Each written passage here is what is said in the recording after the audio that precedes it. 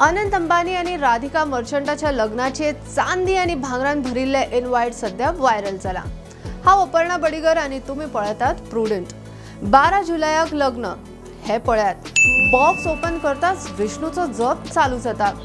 रिपोर्टा प्रमाण हे ल्हानशे देवूळ कशे दिसता ते खंय चांदीचे आणि भितरले देव भांगराचे। आणि ही एक पत्रिका असा, ती चांदीचे एंटीक दारूचे दिसता। वेगवेगळ्या कार्यावळीक वेगवेगळे इनवाइट, ताचेर वेगवेगळ्या देवांचे फोटो आसात। आता हे तिसरे बॉक्स पळयात। ओपन केल्यार भितर गणपती, लक्ष्मी, राधाकृष्ण आणि दुर्गाचो फोटो आसा। एक शॉलूय आसा। सूत्रां सांगता ते प्रमाण ह्या इनवाइटान 3 किलो चांदी आणि 24 कॅरेट भांगर वापरला। प्राइस गेस करपाक शकता? आम्ही चिंतपाक शकना तितलोच। सूत्रा प्रमाण तब्बल 6.5 लाखाचे एक इनवाइट।